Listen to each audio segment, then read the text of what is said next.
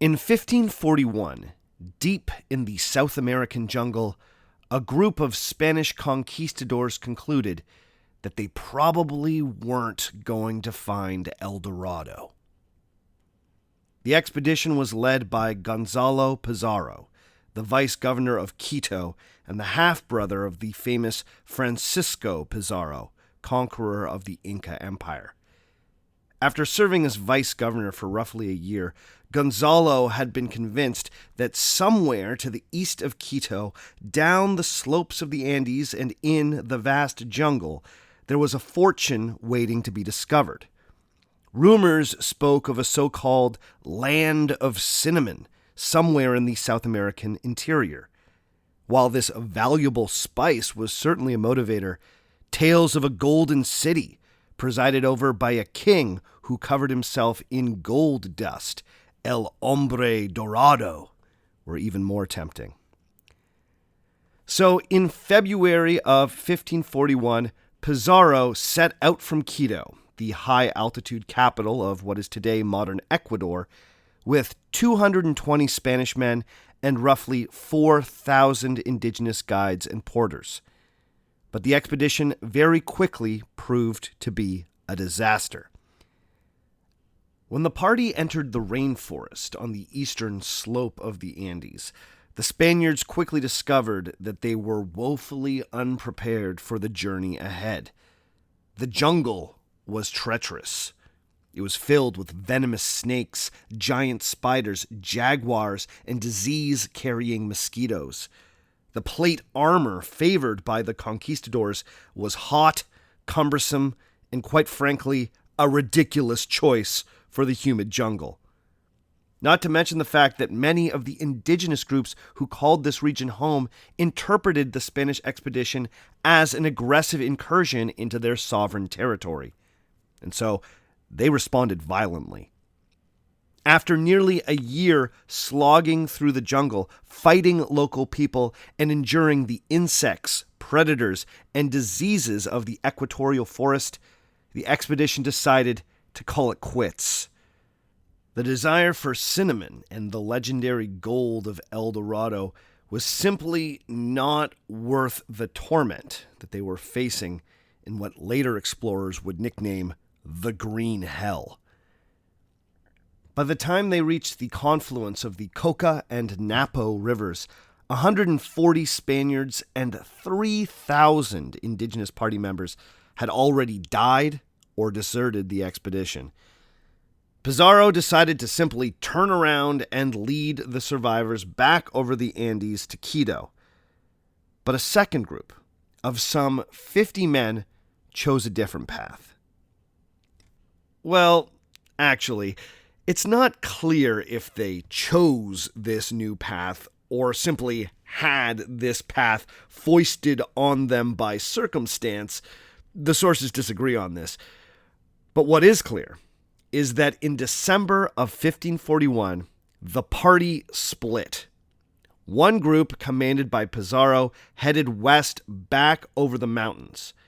The second group, led by Francisco de Orellana, the expedition's second in command, decided instead to follow the current of the river heading east. To this end, they built 2 Spanish-style brigantines in the rainforest out of trees they felled themselves and other materials that they just happened to have brought along with them. They miraculously constructed 2 quite seaworthy ships in the jungle. Then, Orellana's breakaway group of conquistadors headed east to escape the Green Hell by following the river until it finally spat them out into the Atlantic Ocean. It was an absolutely bonkers plan, and it should not have succeeded. The conquistadors were heading into the part of the continent that had been completely unexplored by Europeans. They had no idea how long the river that they were sailing upon truly was. They had no way of knowing how many dangerous sets of rapids or even large waterfalls might be ahead of them. But amazingly, against all odds, Orellana and his band of survivors succeeded. on August 24th, 1542, the two brigantines emerged from the mouth of the great river into the Atlantic Ocean. The river that they had managed to sail in its entirety had been known as the Marañón to the Spanish. This expedition accidentally proved that the Marañón was, in fact, one of the longest rivers on the planet. The giant waterway was rivaled only by the Nile in terms of sheer length. Orellana didn't know it at the time, but this river was part of the largest watershed on Earth. After this expedition, the river would no longer be known as the Marañón. Instead, it would be given a far more romantic name: Rio Amazonas, the Amazon River. But why the Amazon? Well, that had to do with one of the more memorable stories to come out of Orellana's journey. When Orellana finally returned to Spain, he gave an account of his journey to the Spanish court. The king, Holy Roman Emperor Charles V, took particular interest in the conquistador's claim that he had been attacked by a group of fearsome warrior women who lived somewhere along the shore of the mighty Marañón. These female fighters reminded the Spaniards of the legendary warrior women of Greek myth, the Amazons. The most detailed description of this alleged Amazon battle was recorded by Friar Gaspar de Carvajal, a Dominican missionary who had sailed the river with Orellana. Carvajal's account of the journey claimed that as the Spanish brigantines moved steadily eastward downriver, they started to hear rumors from the local indigenous population they encountered of a society nearby dominated by ferocious female warriors. In his writing, the friar immediately associated this unnamed indigenous group with the mythical Amazons, who tangled with ancient Greek heroes. According to Carvajal, it would not be long before the Spanish sailed directly into what he called, quote, the excellent land and dominion of the Amazons, end quote. There, they met fierce resistance. The friar tells us that one particular riverside village, Orellana attempted to make landfall with a small group to hopefully trade for supplies. They had barely made it to shore before the landing party was rushed by a large group of indigenous warriors ready for a fight. A bloody melee ensued, but in the chaos, the Spanish spotted a remarkable group of women. Carvajal would describe the scene like this, quote, we ourselves saw these women, and they came and fought before the men as captains. And they fought so fiercely that the men did not dare turn and flee, and those that attempted to flee, they were killed with clubs. These women are very white and tall, and their hair is long and braided and wrapped about the head, and they are strong and go about naked with only their genitals covered, and with bows and arrows in their hands, fighting as vigorously as 10 men. There was one woman who loosed an arrow that went a span deep into one of our boats, and the others went less deep, but our boats looked like porcupines. End quote. According to Carvajal, the Spanish just managed to escape with their lives after killing a handful of these Amazon war leaders. Now, it's no wonder that descriptions like this caught the attention of the King of Spain. The idea that somewhere deep in South America there lived a group of tall warrior women, each as strong as 10 men, who can fire arrows through the hulls of wooden ships. I mean, that's pretty wild. What's more, Carvajal would provide other tantalizing details about this indigenous society. For instance, he spends a considerable amount of time describing the Amazons' yearly mating ritual. First, he tells us that, quote, the Amazons are women of great valor, and they have always preserved themselves without ordinary intercourse with men, end quote, before launching into an elaborate description of a ritual where men from a neighboring tribe would be invited to join the women for a few weeks every year. The visitors would couple up with the Amazons, and some of the women would become pregnant. Then, when the ritual was over, the men would be expected to leave. The friar explains that then, quote, "The daughters who are born from this intercourse are preserved and brought up by the Amazons themselves, and they are destined to inherit their valor and the customs of the nation, but it is not certain what they do with the sons. I've been told that the boys were given to their fathers when they returned the following year. But others, and this account appears to be the most probable, as it is the most general, say that when the Amazons find that a baby is male, they kill it." End quote. Now, this description is curious. It's not strange because it's unusual. It's odd because it sounds so familiar, especially if you're someone who knows your classical mythology. The ritual being described here by Carvajal is nearly identical to an ancient Greek tradition about the original Amazons. The Amazons were well-known figures from Greek mythology. Legend had it that the Amazons lived east of the Greek city-states, at the edges of what the Greeks would have considered the known world, near the coast of the Black Sea. They were an exclusively female society, where the women trained themselves to be fearsome warriors. The military might of the Amazons was thought to be so great that they could only be overcome by demigods like Heracles and Achilles. These Amazons, let's call them the classical Amazons, also had a yearly mating ritual where neighboring men were invited to couple up for a few weeks. The female babies were kept, and the male babies were either returned or killed. The fact that Carvajal's story about the South American Amazons' mating habits seems cut and paste from Greek mythology is very suspicious. In fact, it's so suspicious that some think that the friar may have invented the entire story. There are other parts of his description that also seem unusual. The fact that the women warriors are described as light-skinned is somewhat curious. His claim that one of the arrows penetrated the side of the brigantine by a span, which means that it went nearly a meter deep, seems like it may have been an exaggeration. So, was this whole Amazon story completely made up? Was the Amazon River named after a piece of fake history? Well, some scholars have been a bit more kind to the good friar. First, it's possible that Carvajal was being entirely honest.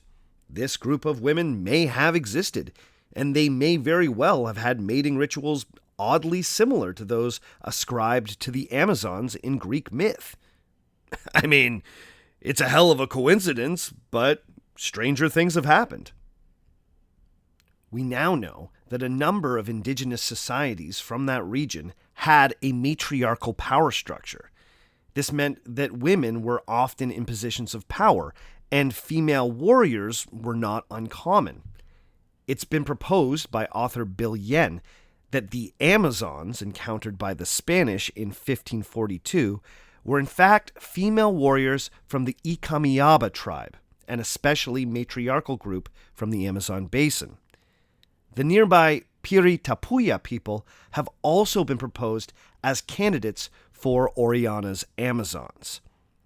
The thinking goes that the Spaniards were indeed attacked by female warriors from one of these groups, but then Carvajal rounded out their story in his account by including elements borrowed from Greek mythology.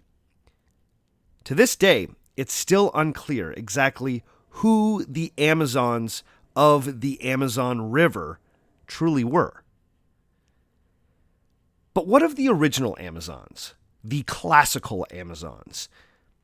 Their story ended up being so enduring that 16th century Spanish conquistadors thought of them instantly when they encountered, or imagined, female warriors. Now, in a way, this shouldn't be surprising.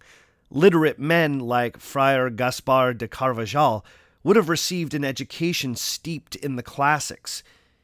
He would have known his Greek myths, where the Amazons were important reoccurring characters. Female Amazon warriors were also popular subjects in Greek sculpture, vase paintings, and other forms of art. The idea of a society that completely flipped and challenged the gender roles common in ancient Greece clearly fascinated artists and storytellers. Ancient Greece was famously patriarchal. Women were often tightly controlled by their fathers and husbands. Politics and warfare were seen as entirely the province of men. But then we have the Amazons, who were ferocious female warriors and held all the power in their society. The fact that Amazon society seems so self-consciously anti-Greek can make it easy to conclude that they existed in Greek mythology simply to act as a foil. You could see the Amazons as a useful storytelling tool that acts as a kind of dark mirror for Greek culture. Amazons also usually appear in stories about invincible Greek demigods. This can make them seem entirely mythological. The Amazons seem like a construction of the ancient Greek imagination. However, more and more evidence seems to be pointing to a kernel of truth behind the Amazon myth.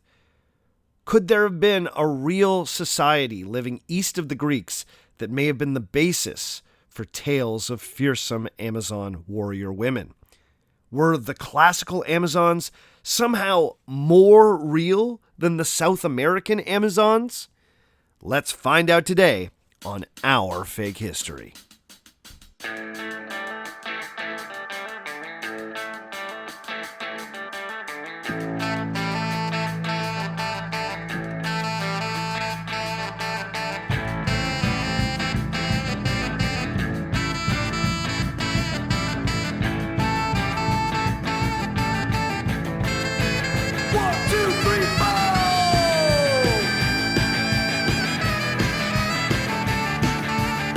Episode number 161, Real Amazons?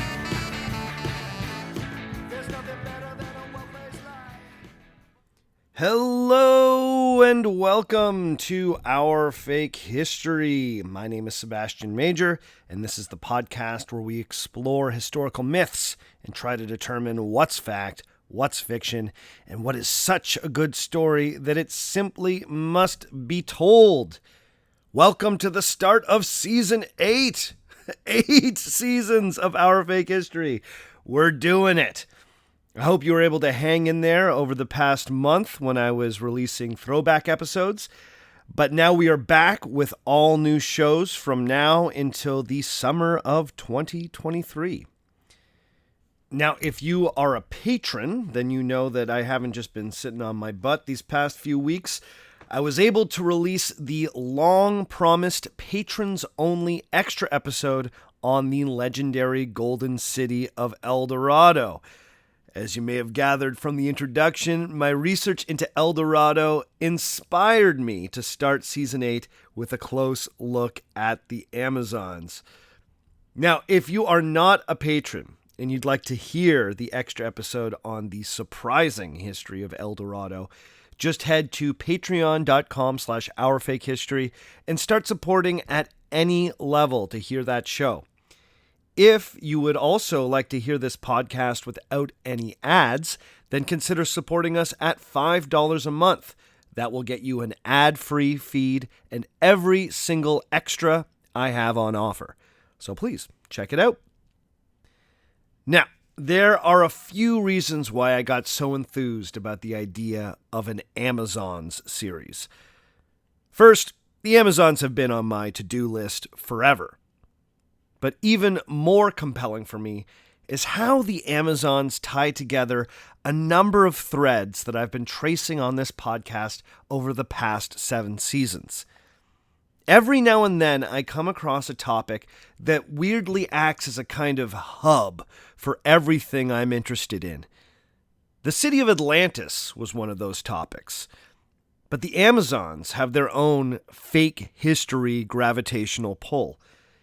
Not only do the Amazons tie into my research on El Dorado, but they also connect to the Trojan War, Eleanor of Aquitaine, steppe horse archers, Theseus and the Minotaur, the Alexander Romance, Shakespeare, griffin skeletons, and my favorite professor of folklore, Dr. Adrian Mayer. I once quipped that on our fake history all roads lead to Atlantis, but maybe another set of roads lead us to the Amazons. Now, as I mentioned in the introduction, the Amazons were a fixture of ancient Greek mythology. A number of the most celebrated Greek heroes were said to have tangled with a society of ferocious female warriors who lived somewhere on the periphery of the ancient Greek world. Their prowess on the battlefield was rivaled only by the most formidable of Greek warriors. They were said to be expert equestrians who were masters on horseback. Many traditions had it that Amazon society was exclusively female. Not only were the Amazons dominated by powerful queens and defended by female warriors, the women completely shunned the company of men, except for the purposes of procreation.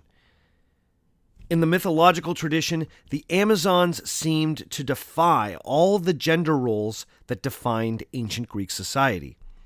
To the Greeks, Amazon society obliterated the line between what was considered appropriately feminine and what was appropriately masculine. This was sometimes presented as a grotesque reversal of what the ancient Greeks would have perceived as the natural order. In some mythological traditions, Amazon society was described in terms that made it seem dark and barbarous. It was said, for instance, that the Amazons would cut off their right breast, or would mutilate their children to keep the right breast from properly developing. It was said that this was done to allow the Amazon warriors to better draw their bows and throw their spears. This act of self-mutilation could be read as a type of barbarian fanaticism. It could also be understood as the Amazons denying a certain element of their femininity. Destroying a breast in order to become a more effective warrior seems loaded with symbolic meaning. However, we need to be careful not to be too narrow in how we characterize how the Greeks understood the female warriors of myth. Female warriors were not always presented as savage, barbaric perversions of quote-unquote proper male heroism. Those of you who know your Greek mythology are surely aware of the fact that the deities associated with military strategy and hunting were the goddesses Athena and Artemis. Athena was the patron of battlefield ingenuity, tactics, and clever strategy. As such, she was represented wearing full armor and carrying weapons. Similarly, Artemis embodied the cunning, instincts, and courage required to be an effective hunter. It's notable that both of these deities were gendered as women. When approached from this angle, the Amazons seem less like a perversion of Greek norms and more like an extreme expression of certain Greek ideals. Scholars like Lorna Hardwick also remind us that in Greek mythology, the Amazons were often presented heroically. Rarely was Amazon society presented as something monstrous. In fact, the Amazons were often presented as noble adversaries for various Greek heroes. Hardwick explains, quote, "The Amazons had a stock role as an index of heroic achievement. Their figurative importance is the product of an aristocratic way of looking at the world. They are worthy opponents, so they are worth defeating." End quote.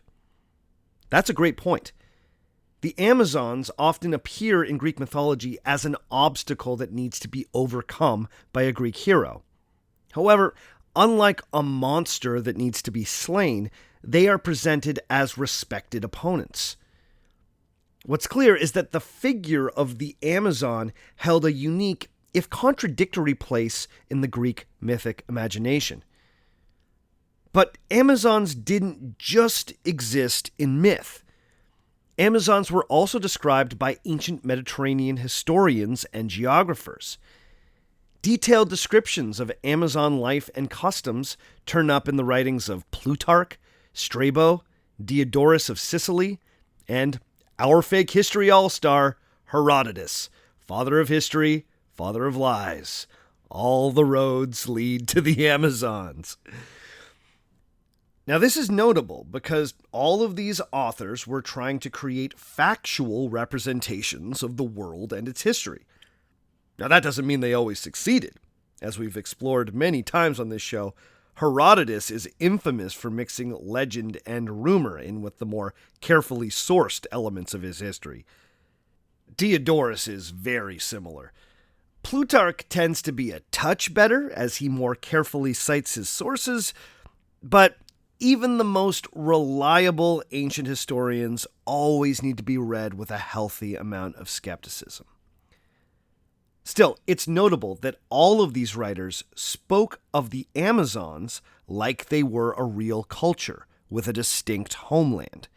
For Herodotus, Plutarch, Diodorus, and Strabo, the Amazons were as real as the Egyptians or the Persians. So here's the question. Were the Amazons a purely mythical people whose story wormed its way into historical writing, or were they a real society who found themselves represented in myth? Well, over the next 2 episodes, I hope to answer that question. Here's how we're going to do it. First, we're going to have some fun with the Amazon mythology. I want to look at how these warrior women turn up in stories featuring various Greek heroes. Then I want to look at what the ancient historians and geographers had to say about the Amazons. Then finally, I want to look at what modern archaeologists and classicists have proposed about the possibility of a real Amazon society. So let's take a quick break, and when we come back, we'll dive in to the Amazon mythology.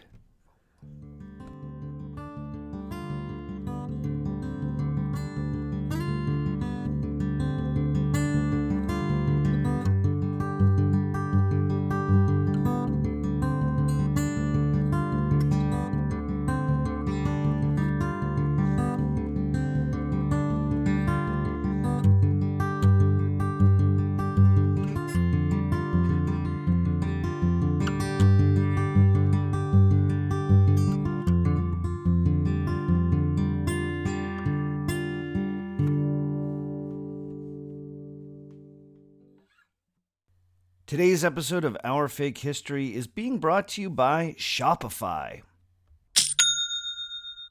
That's the sound of another sale on Shopify, the all-in-one commerce platform to start, run, and grow your business. Shopify gives entrepreneurs the resources once reserved for big business, so upstarts, startups, and established businesses alike can sell everywhere, synchronize online and in-person sales, and effortlessly stay informed. Scaling your business is a journey of endless possibilities. I love how Shopify has the tools and resources that make it easy for any business to succeed, from down the street to around the globe. You can also reach customers online and across social networks with an ever-growing suite of channel integrations and apps, including Facebook, Instagram, TikTok, Pinterest, and more. Go to shopify.com/fake, that's all lowercase, for a free 14-day trial and get full access to Shopify's entire suite of features. Grow your business with Shopify today. Go to shopify.com/fake right now. Shopify.com/fake.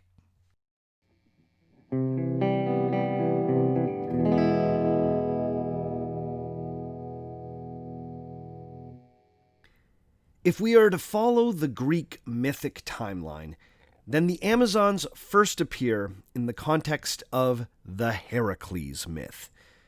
You might know Heracles better by his Romanized name, Hercules.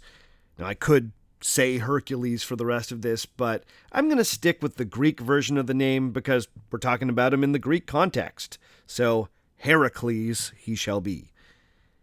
Now, I know that a lot of you listening really know your classical mythology, so forgive the recap. But for those of you who may not be familiar, Heracles was one of the most storied of all the ancient Greek heroes. His mother was the mortal woman Alcmene, and his father was Zeus, king of the gods. Heracles was famously the product of one of Zeus's many extramarital affairs with mortal women. This earned him the ire of Hera, queen of the gods, and Zeus's immortal wife. The very existence of Heracles was a reminder of Zeus's infidelities, so Hera made it her mission to destroy the young hero. Thanks to his divine heritage and a little trickery that ironically allowed him to drink some of Hera's breast milk as a baby, Heracles was blessed with supernatural strength and stamina. As a young man, Heracles ended up marrying and having 2 children with a princess of Thebes named Megara. But Hera, unwilling to allow Heracles to enjoy domestic happiness, used her power to drive the hero mad. While he was in this fog of madness, Heracles tragically murdered his wife and children. When he finally emerged from this spell of insanity, he was overcome with grief at what he'd done. So Heracles went to the Oracle of Delphi in the hopes that the oracle might give him guidance on how to properly atone for this heinous act. The oracle, who was also being manipulated by Hera, told Heracles that he needed to go to the city of Tiryns, where he would become the servant of King Eurystheus. If Heracles could complete 10 labors devised by the king, then, and only then, would he be granted forgiveness from the gods for the murder of his family. The labors he would end up performing for Eurystheus would end up becoming his best-known adventures. At one point, the king used a tricky technicality to get 2 more labors added to the demigods list, and voila, you have the 12 labors of Heracles. Now, we are most interested in the 9th labor of Heracles. For his 9th task, the king, Eurystheus, commanded Heracles to travel to the land of the Amazons and steal the Amazon queen Hippolyta's prized war belt. Now, sometimes this belt gets translated into English as a girdle, but that kind of gives the wrong impression. Expert Adrian Mayer has pointed out that translation is loaded with connotations that make the belt sound like it has something in common with women's underwear. She makes the case that this is misleading. The Greek term that's used for this belt is a zoster. This term comes up regularly in the works of Homer when he's describing the armor worn by the Greek heroes of the Trojan War. A zoster was a large leather belt that sometimes incorporated metal armor that was used to protect a warrior's midsection in battle. In other words, this was battle gear, not sexy underwear. Hippolyta's zoster was particularly desirable because it had been given to her by her father, Ares, god of war. The belt was once worn by the god himself, and had been gifted by Ares to his daughter after she had proven herself on the battlefield to be the most ferocious of all the Amazons.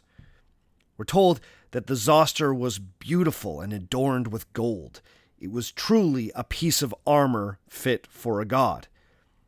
The beauty of this war belt was so renowned that even Eurystheus' daughter, Adamete, back in Tiryns, had heard of its splendor. Adamete wished to have this zoster for her very own.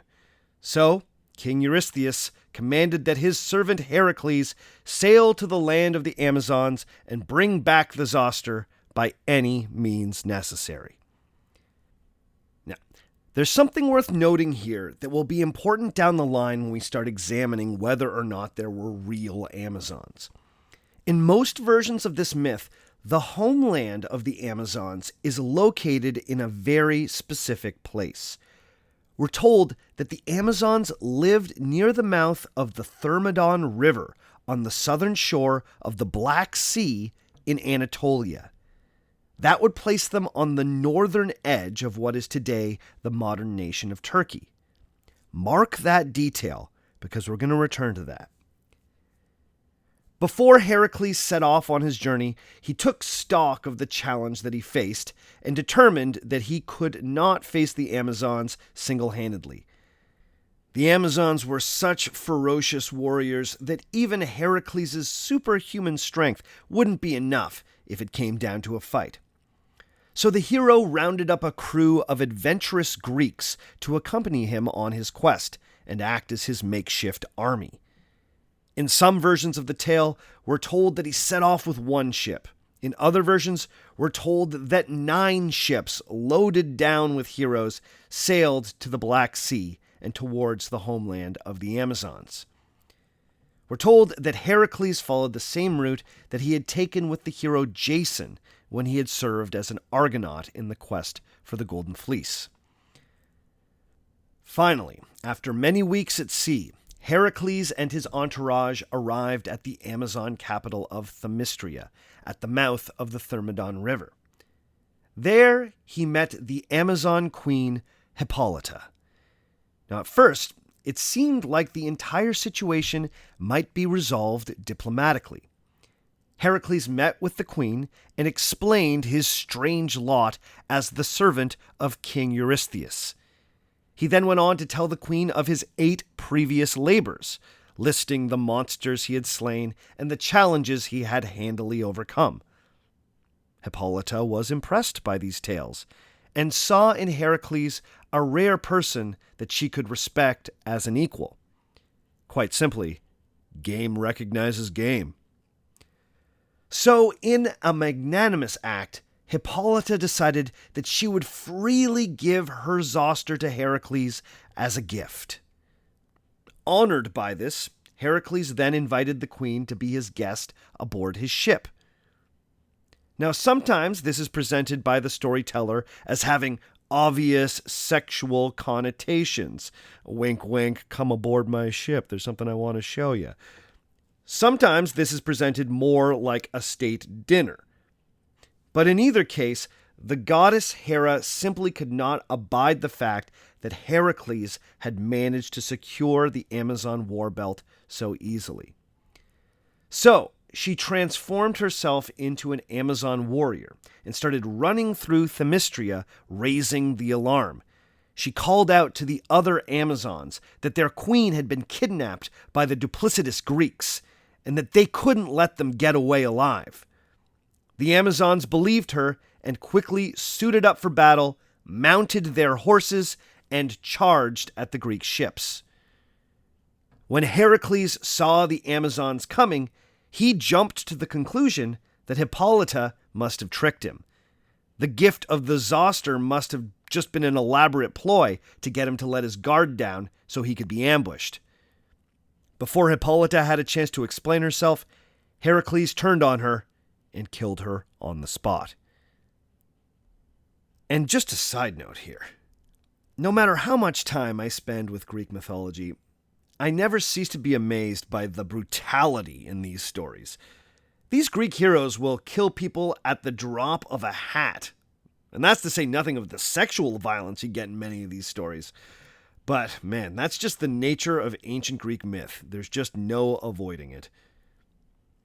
Anyway, after killing Hippolyta and wrenching the war belt from her dead body, Heracles and his band of Greeks threw themselves into an all-out battle with the Amazons. We're told that the fighting was fierce, and the Amazons more than lived up to their reputation as formidable warriors.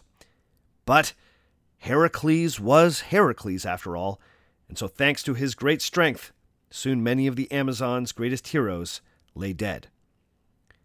With the Amazons defeated, the Greeks weighed anchor and chartered their way back to Tiryns with the gold zoster in hand. So, how should we interpret this story? Well, in a way, it neatly encapsulates the often contradictory ways in which the Amazons were understood.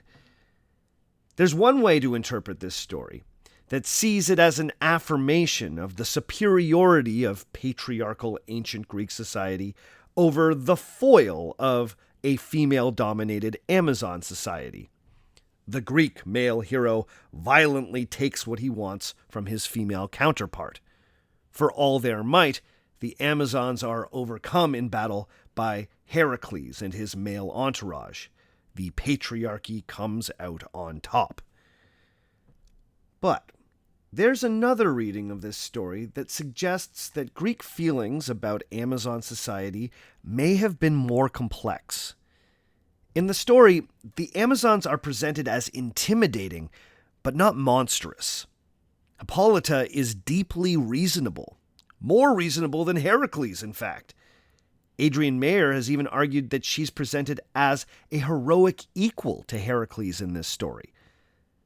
The ancient audience may have understood the death of Hippolyta as a tragedy akin to the death of Heracles' family. This is quite different than when Heracles slays a monster like the Hydra. Perhaps the listener was meant to have some empathy for Hippolyta and her Amazons, and not simply regard them as a group of backwards barbarians who deserve their violent end. Art historian Andrew Stewart has made the point that, quote, far from simply reinforcing the cliché of the craven barbarian and the heroic Greek victor, Amazons help question and problematize it, end quote. Now, because this is a myth that originally existed as an oral tradition, there are many variations on this story. In one of the variations, Hippolyta isn't killed at all, but is instead kidnapped by Heracles. He then takes her back to Athens, where he presents her to the king, the Minotaur-killing Theseus. Theseus and Hippolyta are then married. In other versions, it's said that Theseus accompanied Heracles on his initial voyage and personally kidnapped Hippolyta. Those of you that know your Shakespeare might remember that the wedding of Theseus and Hippolyta is the framing device for the comedy A Midsummer Night's Dream.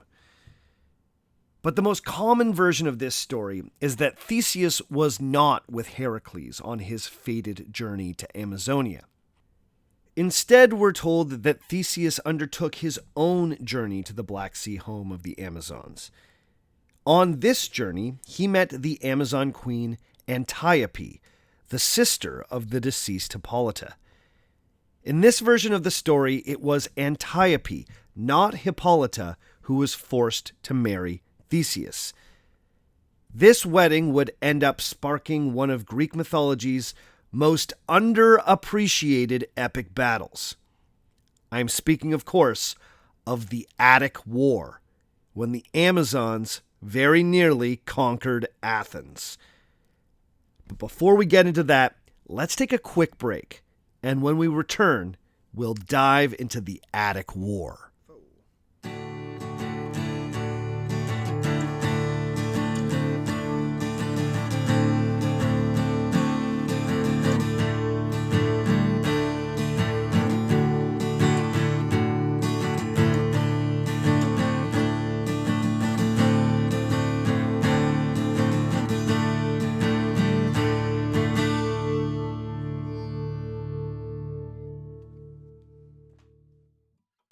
Today's episode of Our Fake History is being brought to you by Indeed. When it comes to hiring, you need to trust your gut. But what if you could give your gut some help? When you want to find top talent fast, you need Indeed. Indeed is the hiring platform where you can attract, interview, and hire all in one place. Don't spend hours on multiple job sites looking for candidates with the right skills when you can do it all with Indeed. Find top talent fast with Indeed's suite of powerful hiring tools like Indeed Instant Match, assessments, and virtual interviews. One thing that I think is great about Indeed is that it does the hard work for you. Sponsor a job and boom, Instant Match shows you candidates whose resumes on Indeed fit your job description immediately after you post. Indeed knows that when you're doing everything for your company, you can't afford to overspend on hiring. Visit Indeed.com/OurFakeHistory to start hiring right now. Just go to Indeed.com/OurFakeHistory. Indeed.com/OurFakeHistory. Terms and conditions apply. Cost per application pricing not available for everyone. Need to hire? You need Indeed.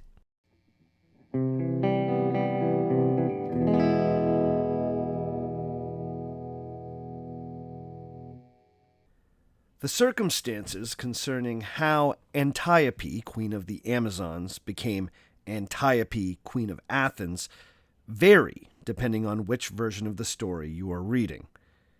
In some versions of the story, Theseus is essentially an unrepentant sexual predator who abducts the queen against her will and forces her into wedlock.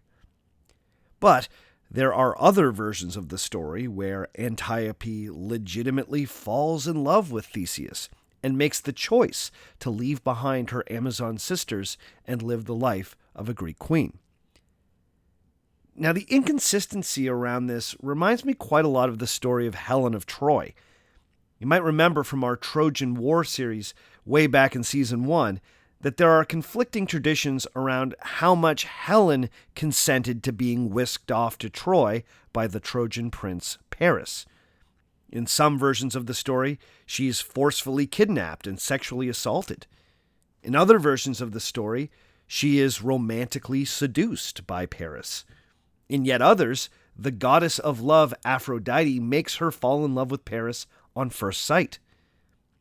The theme of the kidnapped bride comes up a lot in Greek mythology, and some traditions are more violent than others. The story of Antiope and Theseus is no different. The version of the story recounted by the ancient historian Plutarch falls somewhere in the middle. In his account, Theseus sailed to the land of the Amazons on a diplomatic mission. When he arrived, he was given a warm welcome by the queen. Now, he identifies this queen as Hippolyta, but many other storytellers like to identify the queen as Antiope. For the purposes of clarity, I'm just going to keep saying Antiope. Now, we're told that Antiope bestowed a number of rich gifts on the visiting Athenian king. Theseus then invited her aboard his ship, an invitation we're told that she eagerly accepted. But once aboard the ship, Theseus had his crew weigh anchor and they set sail for Athens. So yeah, this was a kidnapping, but a slightly less violent kidnapping than you get in some other versions of the story. We're told that the remaining Amazons were not interested in the nuances of how much Antiope may have wanted to sail away with Theseus. From their perspective, this was an act of war. Their queen had been abducted by a foreign invader, and this simply could not stand. So the Amazons prepared an all-out invasion of Attica, the territory surrounding Athens in southern Greece. Their new war leader would be the mighty Oreithyia. While the Amazons were able to muster an impressive army of female warriors, Oreithyia knew that if they were going to be successful, they would need allies. So the new Amazon queen reached out to her neighbors in Scythia. Now, we know that the Scythians were a real group of nomadic horse archers who roamed throughout Central Asia. You might recognize that name. The Scythians have come up on this podcast before. Now, this part of the story is significant because it's really going to play into our future discussions about the reality of Amazons. So mark this point too. We're told that Oreithyia arranged a meeting with Sagalus, king of the Scythians. During this meeting, she explained to Sagalus that the Amazons had once been Scythians. According to Oreithyia, The Amazons had broken away from the main group of Scythians a few generations earlier. The first Amazons were Scythian women who felt that the Scythian men at the time did not fully appreciate their abilities as warriors and leaders. So they headed out on their own and created their all-new, female-centered Amazon society. But now the Amazons needed King Sagallus's help, and so Oreithyia appealed to their shared Scythian roots. She argued that by capturing Antiope, the king of Athens had insulted not just the Amazons, but all Scythian people. Well, Sagallus was convinced by Oreithyia's impassioned argument and agreed to join her in the war against Athens. So it was that a massive army of mounted Amazons and Scythians made the journey from the shores of the Black Sea to the Greek mainland. Eventually, they closed in on Athens, but Theseus and his army were waiting. Plutarch tells us that Theseus and his defenders attacked first, but they were quickly overwhelmed by the Amazons and their Scythian allies. The Athenians were pushed back until they were finally able to dig into a stable defensive position at the base of the famous Acropolis. The two sides then dug in for a brutal 4-month siege. How did the war end? Well, even Plutarch admits that the mythological traditions are frustratingly inconsistent on this point. In one version of the story, Antiope herself brokers a peace. After months of fighting and hundreds of deaths on both sides, Antiope emerges as the one figure who can bring the two sides together.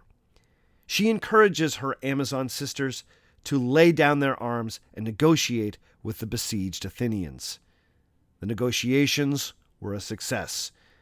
Solemn oaths were sworn in a temple known as the Horcomoseum, and the Athenians agreed that every year before the feast of Theseus, they would make a sacrifice to the gods in the name of the Amazons. That's the happy ending. In another version of the story, Antiope completely rejects her past as an Amazon and fights on the side of the Athenians. We're told that Antiope, being a formidable warrior, slew many of her Amazon sisters before being laid low by a dart slung by an Amazon named Melopadia. With Antiope dead, the reason for the war was over, and the Amazons withdrew.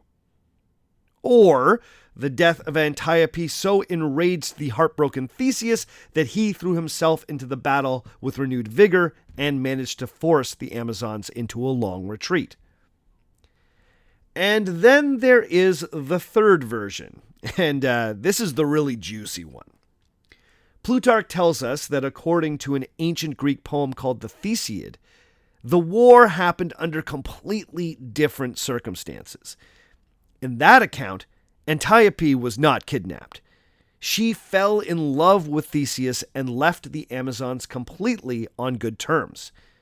The Amazons wished their queen well and felt no need to launch a war to avenge her. That is, until a few months later, when Theseus decided that he couldn't marry some barbarian Amazon and dumped Antiope so he could marry the Cretan princess Phaedra. Antiope was heartbroken and enraged, so she returned to the Amazons and raised an army of female warriors. In this version, it was Antiope who personally led the Amazon attack on Athens, which she planned to coincide with Theseus and Phaedra's wedding. The Amazon attack was ferocious and culminated with Antiope finding Theseus in the fray and challenging him to single combat. In the end, Theseus managed to overcome and kill Antiope. With their queen dead, the rest of the Amazon army retreated. Now, all of these stories are amazing. As I said before, the Amazon siege of Athens is kind of being slept on as one of the great Greek myths.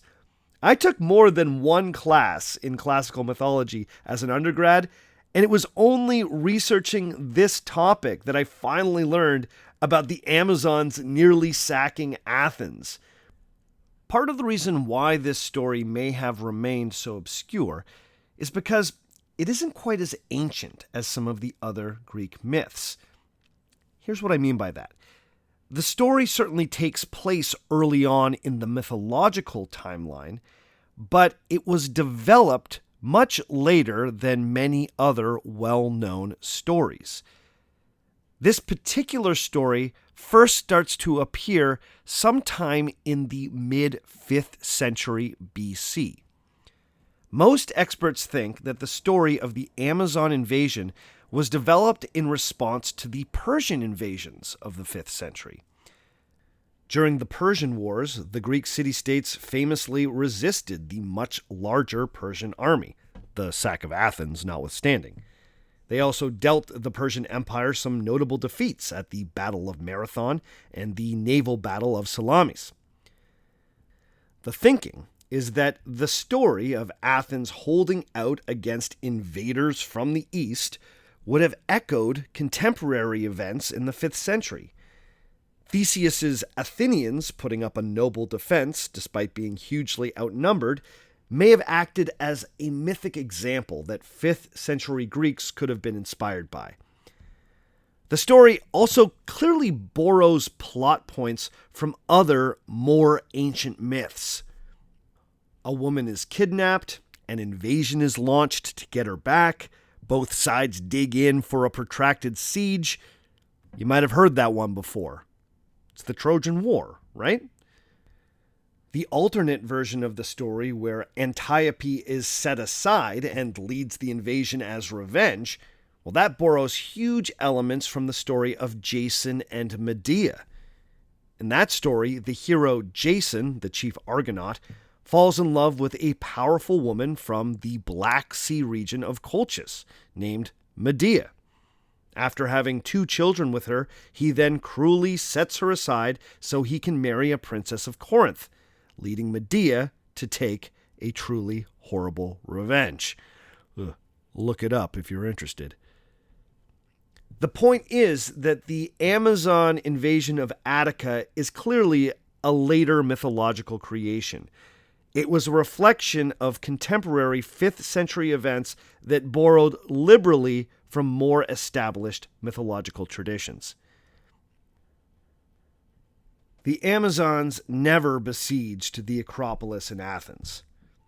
But does that mean that there were no Amazons at all? The stories we've heard so far have contained tantalizing clues about the geographic location of an Amazon homeland and even the ethnic roots of Amazon society. Are there real Amazons waiting to be found somewhere near the Black Sea? Or is our hunt for these warrior women just another El Dorado?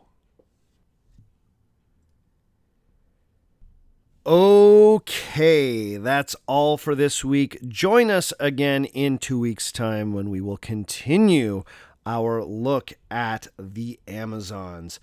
Before we go this week, I need to give a shout out to a whole lot of people. I'm a month behind on the shout outs, so gear up for a long list. Big ups to Avron Keating, to John Lang, to Ella, to James Kuhn, to Eric the Exile, to C. Colleen, to Tyler Reed, to Aaron Dodge, to Marco M. Morim, to Cecilia M., to Nathan Strenger, to Tracy Bachman, to Troy Shea, to Laura Wester, to Andrew Haas, to Anthony Copeland, to Chris Fraunenberger, to T.I., to Rob Eggleton, to Reza Rudsari, to Liam Orlando, to John Kruger, to Brandon Wills, to Josh P., to Alex Strawbridge, to Sean McInty,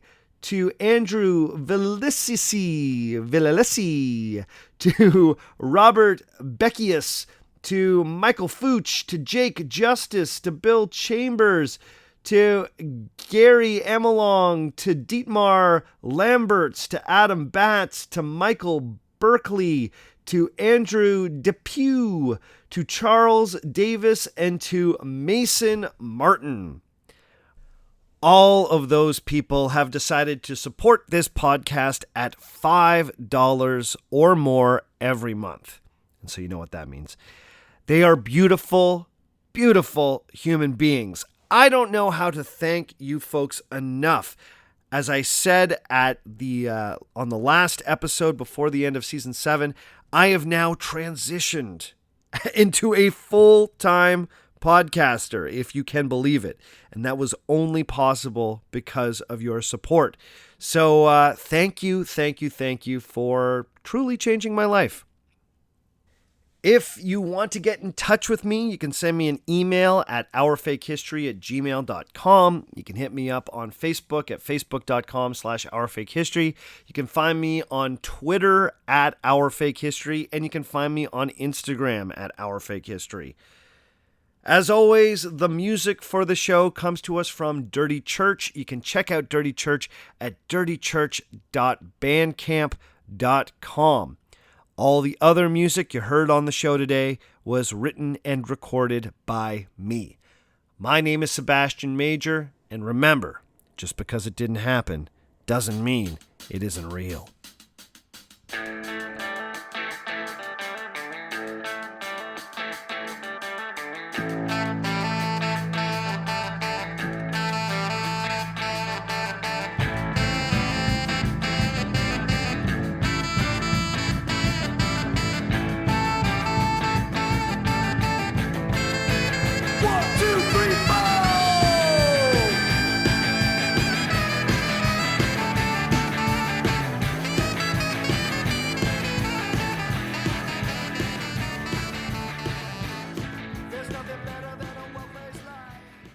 Hey Cobra Kai fans, come hear what Peyton List has to say on Kicking It With the Coves this week. Peyton plays one of my favorite characters, Tori Nichols. Our stunt coordinators came up with a sort of training background for each character. That's interesting. Tori had done a little kickboxing before, so that kind of came in when I first tried to take on Miguel, and why I was cocky enough to think that, I could come in here and I could just make an entrance.